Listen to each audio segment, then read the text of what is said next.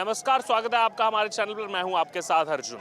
इस समय हम अयोध्या में मौजूद हैं, लता मंगेशकर चौक पर, और आप देख सकते हैं कि कांग्रेस का डेलीगेशन जो है, उत्तर प्रदेश कांग्रेस का जो यूनिट है, कमेटी है, वो यहां पर आज जो है वो पहुंच चुकी है। आप देख सकते हैं इस समय जो है हमारे साथ यूपी कांग्रेस के प्रवक्ता जो है वो इस समय मौजूद है। लगातार आप देख सकते हैं यहाँ विधायक भी आ रहे हैं, तमाम नेता कांग्रेस पार्टी के आ रहे हैं। सर, एक तरफ जो है 22 जनवरी के लिए जो निमंत्रण गया था कांग्रेस पार्टी को, leader of opposition Adhir Ranjan Chaudhary, Mallikarjun खड़गे, सोनिया गांधी जी, उन्होंने आने से मना कर दिया। और दूसरी तरफ आज यूपी जो कांग्रेस डेलीगेशन है वो यहाँ पहुंच रहा है। क्या मायने हैं इसके?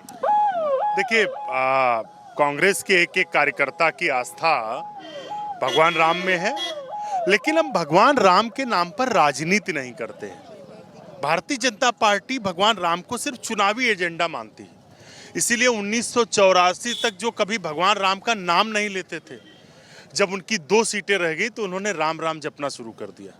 तो ये वो लोग हैं जो राम राम जपना, पराया माल अपना। आज भाजपा राम करके क्या करे, उनके आदर्शों को तो नहीं मान रही। ये अयोध्या, जिसका मतलब ये है कि जहां पर कभी युद्ध ना होता, मतलब शांति का सबसे सर्वोच्च स्थान, उस अयोध्या के नाम पर पूरे देश में, पूरे विश्व में अशांति फैलाने की कोशिश कर रही। भगवान राम के और उनके भक्तों के बीच में किसी के कार्ड के माध्यम की जरूरत नहीं है। क्या देश के 140 करोड़ लोगों को कार्ड भेज पाएगी भारतीय जनता पार्टी, या देश के 600 करोड़ लोगों को भेज पाएगी? जिसकी श्रद्धा होगी अपने आप आएगा। बीजेपी की उसमें आगे आगे कूद रही है। लेकिन निमंत्रण तो ट्रस्ट की तरफ से जो है वो यहाँ पर दिया जा रहा है। इस भगवान राम लला को लेकर जो मुकदमा लड़ा, निर्मोही अखाड़ा ने लड़ा 185 साल से, देश के शंकराचार्यों ने लड़ा, क्या वो ट्रस्ट में है? भारतीय जनता पार्टी के चंगू मंगू उस ट्रस्ट में भरे हुए हैं। वो लोग उस ट्रस्ट में हैं जो 2 करोड़ की जमीन लेते हैं और 24 घंटे के अंदर उसे 20 करोड़ की बेचते हैं। लूटने वाले लोग भरे, भ्रष्टाचारी भरे हैं। हमें उनसे सवाल नहीं है, सिर्फ हमारा सवाल है कि भगवान राम के नाम पर राजनीति बंद कर दो। इस प्रदेश के युवाओं को लेकर आपने वो वादा किया था नौकरियां देंगे, उसकी बात करो। मंदिर बनना हम भी चाहते थे, भव्य मंदिर बने। माननीय सर्वोच्च न्यायालय के उससे निर्माण हो रहा है मंदिर का, हम सब आए हैं, हमारे नेता भी आएंगे, हमारे राष्ट्रीय नेता भी आएंगे, लेकिन हम 22 तारीख की रैली में आना आवश्यक नहीं है। भगवान रामलला ने हमें 15 तारीख को बुलाया है।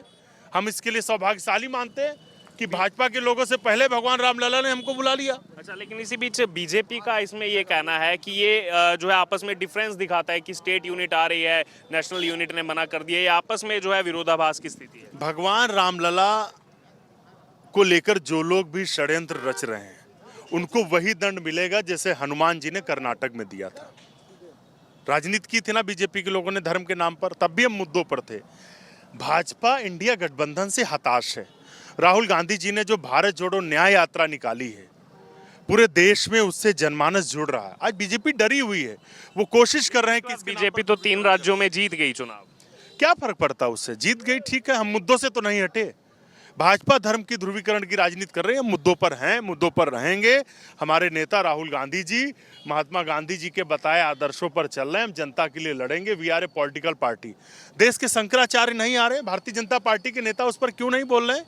वो कह रहे हैं कि शास्त्र विधान के अनुरूप काम नहीं हो रहा है, क्योंकि अगर शंकराचार्य आते तो सनातन धर्म के सबसे संतों के संत परम संत शंकराचार्य हैं। 2 शंकराचार्यों ने क्लियर भी कर दिया कि झूठी खबरें जो है, ये झूठी खबरें हमारे लिए फैलाई गई। हमने कभी ऐसा कोई स्टेटमेंट नहीं कि एक एक साधु संत को आना चाहिए।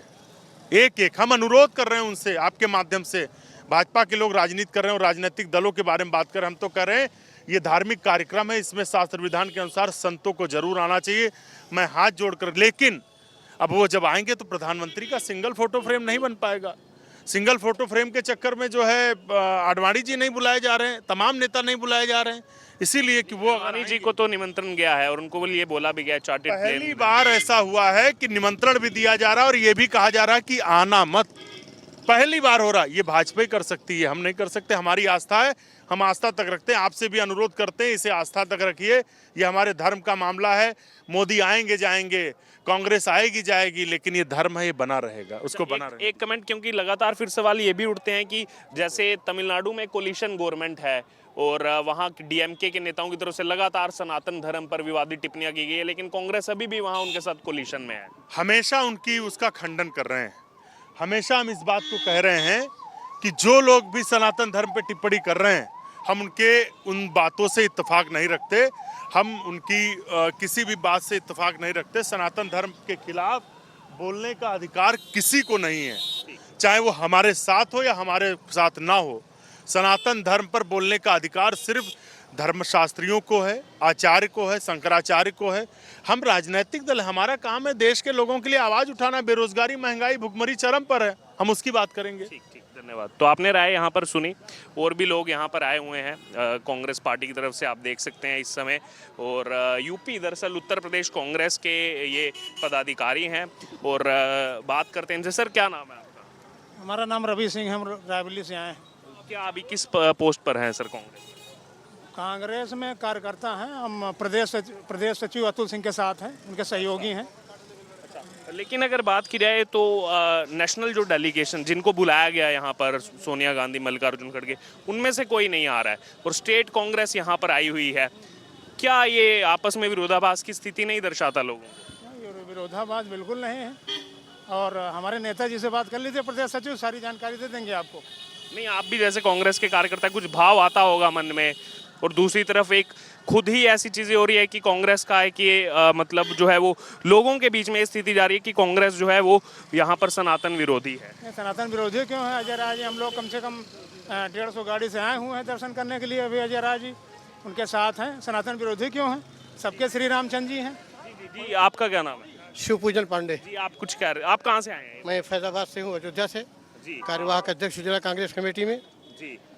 कोई विरोधाभास नहीं है, क्योंकि हम बीजेपी के इवेंट में नहीं शामिल होंगे। राम से कोई द्रोह नहीं और बीजेपी से कोई मोह नहीं।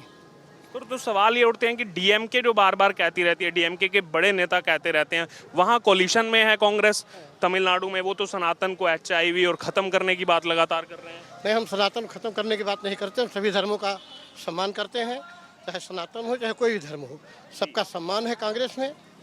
और हम, हमारे नेता, हो सकता है मल्लिकार्जुन खड़गे भी बाद में आए दर्शन करने भगवान राम के। राम से कोई द्रोह नहीं है।